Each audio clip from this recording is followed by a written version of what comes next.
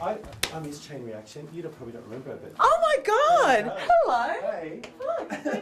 I know, like 10 years. I used to produce a game show. Did you? Yeah. Nice one. It only ran one season, it was shit. It was fun though. We did have a good summer. It was shit. It was shit. It was not. It was shitful, come on. There are no redeeming features. Tell us the pitch of the game show. It's a pop culture game show where I would run around and voxy people and get them to answer random questions. If they could answer the question, I'd put them on my stupid team and get them to potentially win $50. It was shit. No studio element, all done in the street. Yeah. So it was good. So a whole episode in 4 hours. Yeah. Oh, fuck. Yeah, so it was good. Well, 23 minutes when cut. Give you my best One angle. a week? We tended to churn out 4 in a weekend. 4 in a weekend to run over 4 weeks? Yeah. Yeah, so it was good.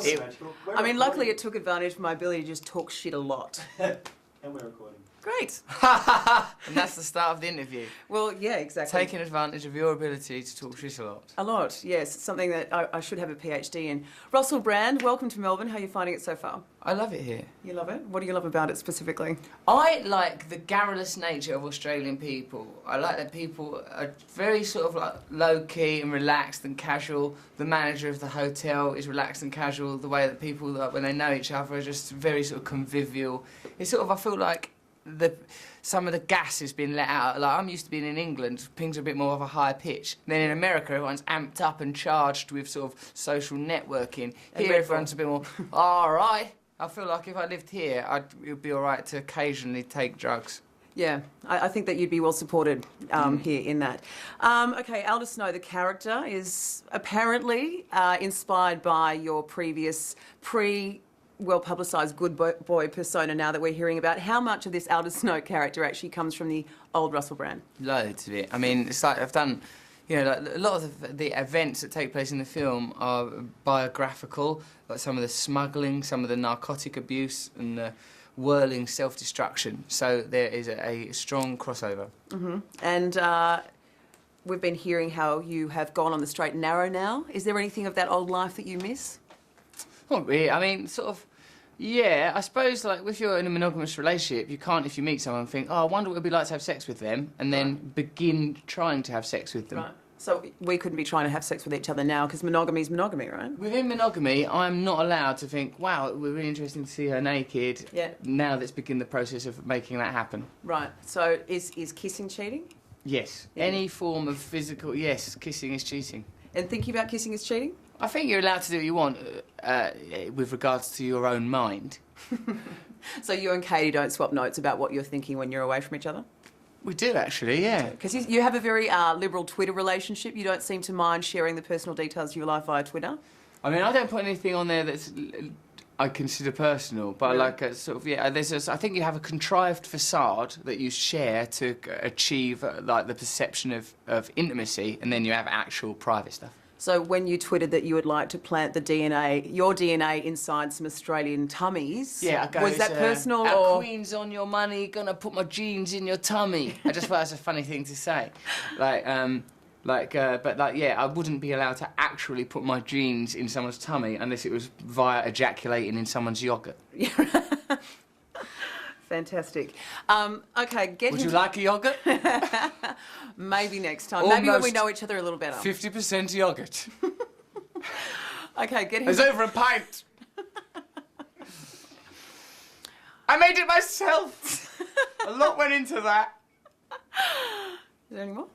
No? I think I'm done. Yeah, you're done. Okay, get him to the Greek was hilarious. Greek yoghurt? Yeah. I wasn't done. You weren't. See, you had more. I knew you had more. Always more left. I've always got a bit more I can grind out. Right. That's one of my special gifts. Is it? Like me, it's talking shit. You can grind one out. I can. Yeah. And sometimes it's not even grind. It's more like an elegant whirl. Wow. Yeah. Can you demonstrate an elegant whirl for me? What does that look like? An oscillating sort of rotation. So you've always got to remember the situation of the G-spot. Yeah, It's very important to do that. So it's important to be able to move the hips in 360 spherical rotation. Yeah. The hips work in this way for a reason, and I think that a lot of that reason is to bring about female orgasm. I think you've just improved my sex life from now on. Fantastic. Give that information to the world. Take it out there, Mieke. Make people happy. Okay, Get Him to the Greek. Hilarious film. I particularly liked the furry wall scene. Yeah, it's Can good, you isn't it? can you talk to me about how that came about? Because of the interior designer, who's really good. He's called Jan. He goes, oh, I think there should be a furry wall. He said it in that voice, because that's his voice. And then he made a furry wall as one of the interiors. And it turned out like that, because it was very stimulating, everyone kept mentioning it, and it ended up being a prominent part of the film. Puffy stroking the furry wall, Jonah stroking the furry wall, me stroking the furry wall. This furry wall then got its own song, Stroke the Furry Wall. Now, you've been described as a rock star who does comedy and a comedian who does rock. What are you? I am a man. You are a man. But both of those prior statements were also true. Okay, you're a man. What kind of man would you describe yourself as Just now? quite a nice man, trying my hardest to get through life, trying to, when I meet people, try and be nice to them. So I think, right, if you meet someone, when they go away, hopefully they'll feel nicer after they've met you. Don't want people going away going, he made me feel like I'm not good enough. I want people to feel like, I feel all right now. And as a result of that encounter with him, I feel all happy. That's my objectives when I meet people. Especially now that I'm not trying to think, let's fuck everyone. And how much more time do you have in your life now you're not doing that? How much? Loads. I'm really good at. I'm good at Krav Maga now. My yoga has improved. I speak Spanish. I'm like going to become some sort of like supervillain, I think, because I've got all this energy. Plus, when you're not ejaculating 5 times a day, you've pumped, man. Okay, so is the sex addiction thing real, or is it just an excuse to just do as you did? Do you want a grown-up answer, Mieke? What are you after, love? No, grown-up answer. Like, is it a real thing then, the sex addiction? You're talking about it. The object of addiction is irrelevant. You could be addicted to chocolate, heroin, sex, work. What addiction is a repeated behaviour that is having a detrimental effect on your life, and yet you cannot stop it. So if you're having sex and it's making you exhausted, and you're having sex with other people's wives, and you're having sex with people and it's affecting your career, that's a problem. Yeah. You know, but if you could be fucking all day long, and if no one minds, then it's not a problem. You could take heroin all day long, and if you like get up and go to work and it's no problem, then take heroin, have fun. If you're scoffing chocolate all day long and no one then it's all right. But like when it starts being a problem, that is addiction. If it starts being a problem and you can't stop it, that's addiction. And the object is irrelevant. It's only because we have a prurient and kind of a society that's sort of all fascinated by sex in a weird way that people like get excited about it. It's just addiction. It's just addiction. The object's irrelevant. I really enjoyed reading my bookie book. I thought it was incredibly revealed. Thanks. Have you always been this honest about your life? Yes. I've always sort of like, I like exposing moments of intimacy, moments of privacy and embarrassment. Like, you know, sort of like, it's horrible. I get embarrassed so much all the time. I've always found life a bit embarrassing. But now, when I find something crushingly embarrassing happen, I think, oh, that's going to sound really funny when I tell people about it later. And it makes it feel better. When you feel like sort of like, so that's why I'm authentic and honest, is because all of us, we're all the same, really. There are numerous superficial differences. You, for example, are a beautiful Australian woman. I am this man from England. But, like, ultimately, we're just going through life. We were born, we're going to die, we have different needs, we want to be loved, we want attention, we want to feel part of something, you know, and, like, so, like, there are touchstones that pass through all of our narratives that we can identify with, and, like, there's a lot of humour in that stuff.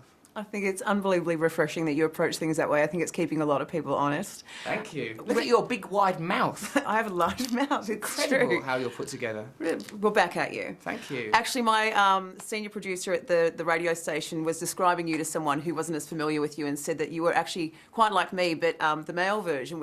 And would you like to respond to him then, physically? I'd like to respond to you physically. Do you think that was a fair comment? I don't know. I say so. Look, you're a right big angular thing. Stand up. Let's see what it's like. Yeah. Oh, you're sort of tall, aren't you? I am a It'd be bit like tall. a fight, wouldn't it, if we had sex? It would be like that. I think it would be quite Are rambunctious. you actually confident? You don't get all nervous when it comes to the crunch, do you? No. You're packing it. It's Yeah, real. I feel fairly confident. Could I make you nervous, do you think? Nah, No? I'll be all right. Yeah, you think you'd be all right? You'd be able to handle it? Throw you around. Yeah, would you? Of course I would. Thank you. Thank you very much. It was really fun. Lovely.